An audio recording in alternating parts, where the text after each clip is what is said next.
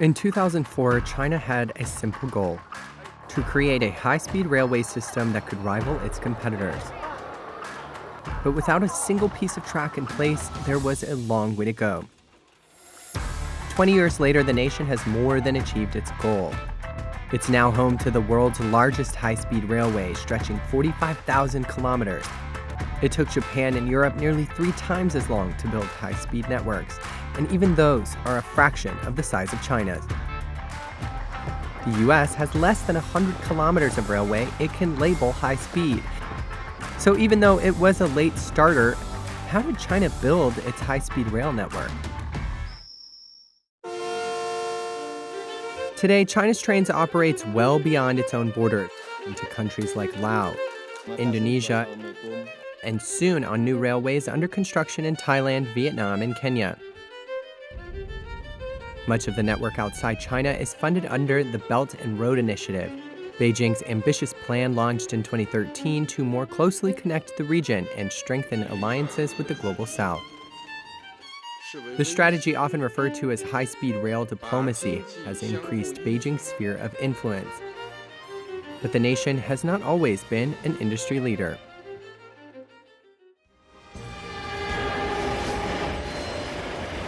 The Chinese government really only started to plan for a high-speed rail network in the early 1990s when Deng Xiaoping was the top leader of the country, and it was widely believed that he was very impressed by Japan's railway system when he visited there. China's former paramount leader Deng Xiaoping conceptualized the high-speed rail dream after a visit to Japan in 1978. 新干线你会有什么想法？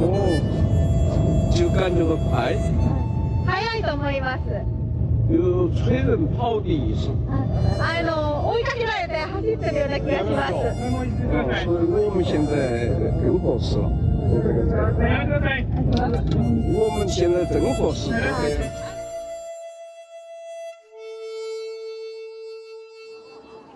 But Deng's dream did not come true until decades later. In 2008, the Beijing Olympics set in motion plans to reinvigorate the capital and country.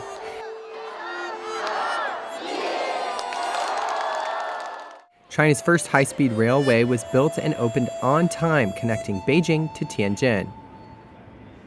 Then, rail expansion became unstoppable. 2009, the Wuhan-Guangzhou line. 2010, the Shanghai-Hangzhou line. 2011, the Beijing-Shanghai line.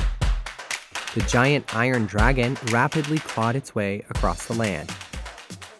And by January 2011, China had the world's longest high-speed rail network.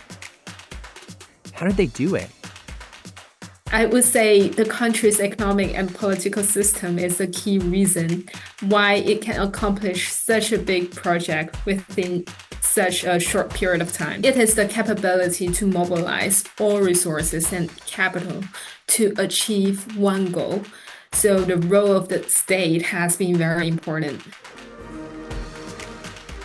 Party leads all is an often quoted phrase to describe the dominant role the Communist Party of China plays in national decisions.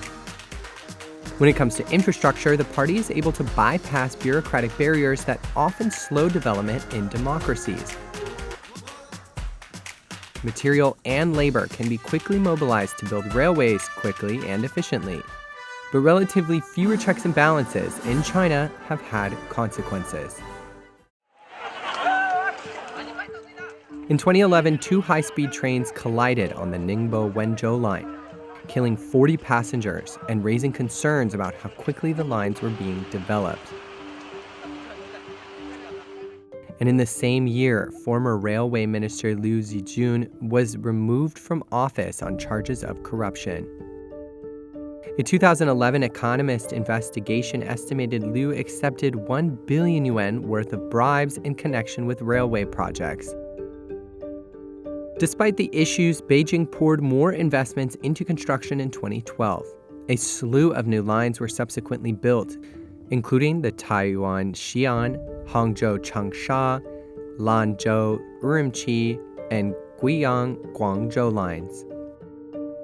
By the end of 2020, China had well surpassed its own goals to achieve its railway dream. And they brought huge economic benefits to neighboring areas.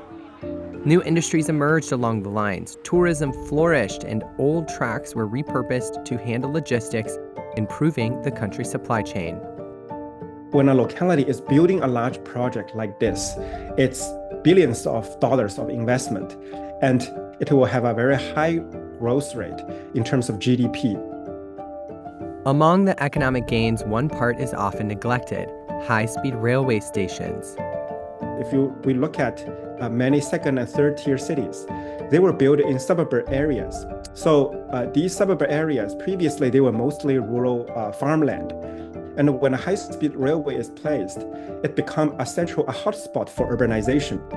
So the local government can also benefit in the form of land revenues, because they sell the farmland to developers to develop like a residential complex, commercial centers, industrial parks, etc. And local government can also benefit a lot in the form of tax revenue and land revenue by developing a new city center.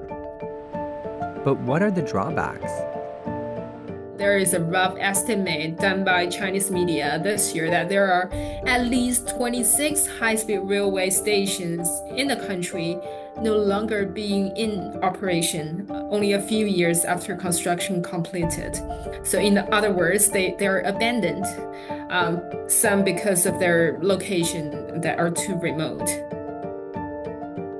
Construction may be happening at a pace the population cannot keep up with. And for trains that do run regularly, noise is another major concern. Because these trains, they travel at a speed of 300 kilometers or even higher, 350 kilometers per hour. So these buildings that are constructed next to them, especially residential buildings, they are going to endure very strong noise. So just imagine like airplane takeoff in the airport.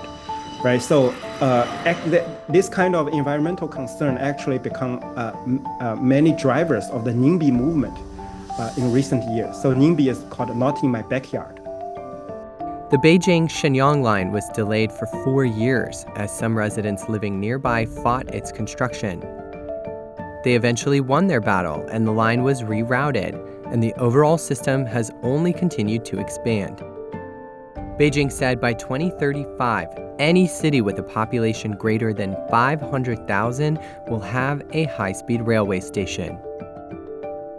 That means what exists now will double in about a decade, leaving any other country hoping to surpass China struggling to keep up.